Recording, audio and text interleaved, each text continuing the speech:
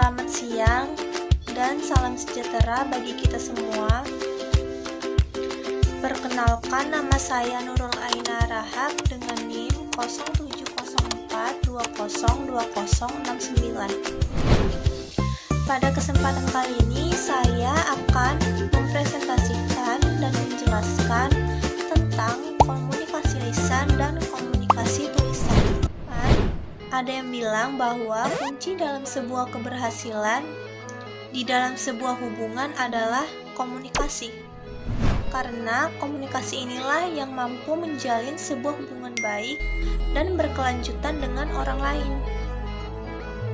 Komunikasi itu dibagi menjadi dua, yaitu komunikasi lisan dan komunikasi tulisan.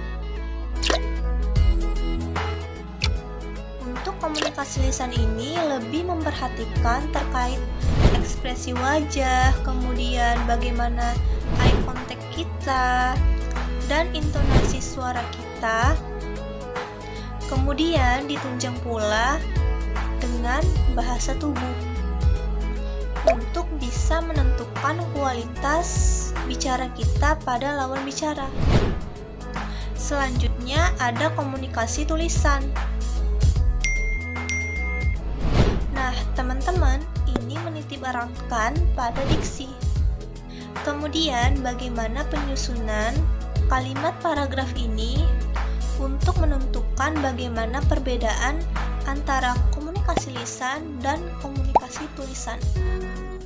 Agar tidak terjadi miskomunikasi, kita bisa mengaplikasikannya dengan tepat. Bagaimana menggunakan komunikasi lisan dan bagaimana menggunakan komunikasi tulisan? Contohnya saat kita berbicara dengan orang yang ada di hadapan kita. Tentu kita bisa tahu bagaimana ekspresi wajah orang yang kita ajak berbicara, bagaimana saat mereka marah, saat mereka sedih, ataupun saat mereka bahagia. Biasanya ditunjukkan melalui sebuah ekspresi yang melalui eye contact dan bahasa tubuh. Tetapi bagaimana kalau kita berkomunikasi dengan komunikasi tulisan? Saat kita menggunakan komunikasi tulisan, kita harus memperhatikan apa yang harus kita sampaikan. Jadi, ini akan berpengaruh pada lawan bicara kita. Contohnya, pada saat kita chattingan melalui WhatsApp, Line, ataupun media-media lainnya, kemudian kita ngechatnya itu panjang, teman-teman.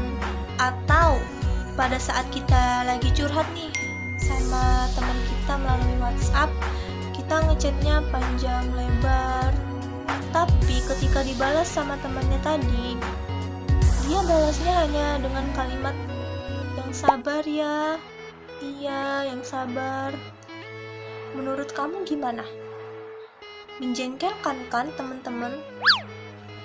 Tetapi beda lagi sama dosen atau guru. Kalau kita berkomunikasi dengan dosen kita, jangan samakan seperti kita lagi berkomunikasi dengan teman-teman kita. Jangan menanyakan posisi dosen bagaimana sama dengan kita bertanya dengan teman-teman kita. Misalnya, PSS, DMN, Pak. Atau posisi di mana? Jangan gitu, teman-teman. Harus mempergunakan etika dalam berkomunikasi, dan kita bisa memperhatikan diksi untuk bisa berbicara dengan dosen. Misalnya, Assalamualaikum warahmatullahi wabarakatuh. Dikasih sapaan, selamat pagi Pak. Mohon maaf Pak, apakah saya bisa menemui Bapak setelah sholat zuhur? Nah, itu lebih tepat dan itu berpengaruh terhadap respon lawan bicara kita. Untuk itu, kita bisa menjaga intensitas berbicara kita atau berkomunikasi kita untuk bisa menciptakan hubungan baik, dan kita juga harus mengedepankan dan mengutamakan kualitas atau isi komunikasi kita kepada lawan bicara kita. Selanjutnya yaitu ciri-ciri komunikasi lisan. Adapun beberapa ciri-ciri komunikasi lisan yaitu: yang pertama, bersifat tatap muka atau face to face. Sistem ini mengandalkan peserta komunikasi dan hanya bisa terjadi bila ada orang yang bertatap muka langsung. Kedua, terikat pada ruang. Proses komunikasi ini terikat pada tempat atau ruang yang digunakan mereka yang tidak ada di tempat yang tidak bisa terlibat komunikasi. Yang ketiga, terikat waktu. Komunikasi ini hanya bisa berlangsung pada waktu yang sama jika ingin pesannya didengar oleh orang lain. Ini untuk membedakan dengan sistem komunikasi lain. Setelah adanya penemuan teknologi komunikasi dengan adanya media pita kaset, seluloid, kertas, dan sebagainya. Yang keempat, menggunakan organ dominan berupa mulut dan telinga. Walaupun ditambah mata, komunikasi lisan hanya menggunakan sumber daya komunikasi yang berupa tubuh manusia, yaitu panca indera mereka. Sudah tentu ada aspek-aspek nonverbal yang ikut berperan dalam menunjang komunikasi ini, yang bisa berupa gaya berpakaian, ekspresi muka, dan gerak tubuh yang mungkin punya makna.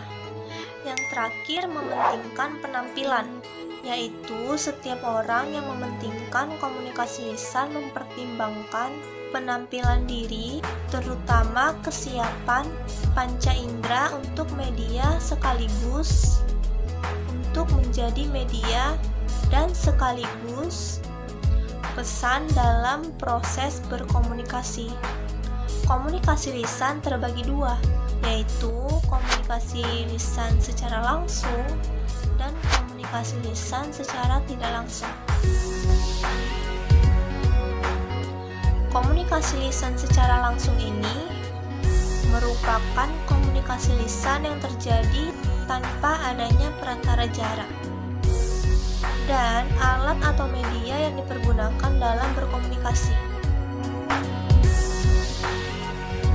Berbeda halnya dengan komunikasi lisan secara tidak langsung yang menggunakan media atau alat perantara berupa telepon, komputer, televisi, atau yang lainnya sebagai penyampaian pesan atau informasi kepada komunikan. Setelah kita membahas ciri-ciri komunikasi lisan, selanjutnya kita akan membahas tentang apa saja persyaratan penulisan dari komunikasi tertulis. Beberapa persyaratan penulisan komunikasi tertulis yaitu: 1. Ditulis dalam format atau bentuk yang menarik. Yang kedua, memilih maksud dan tujuan. Yang ketiga, menggunakan bahasa yang mudah dimengerti. Yang keempat, menggunakan bahasa yang baik dan benar. Yang kelima, penggunaan bahasa disesuaikan dengan kemampuan pemahaman dari pihak membaca. Yang keenam, mencerminkan pengertian terhadap masalah-masalah yang dihadapi atau yang dituju. Yang ketujuh, hindari penggunaan kata atau kalimat yang dapat membingungkan pembaca. Yang ke-8, menunjukkan budi bahasa dan kewajiban penulis. Teman-teman, jadi intinya ialah bukalah pembicaraan dengan pesan yang manis dan tutuplah dengan kesan yang mendalam. agar ada sebuah pertemuan lagi dan lagi. Jadi, itulah tadi penjelasan dari saya tentang komunikasi lisan dan komunikasi tulisan dalam bahasa Indonesia. Semoga apa yang saya sampaikan tadi dapat bermanfaat untuk kita semua. Dan apabila ada kesalahan dari kata-kata saya tadi, saya mohon maaf. Sekian dari saya. Terima kasih. Wassalamualaikum warahmatullahi wabarakatuh.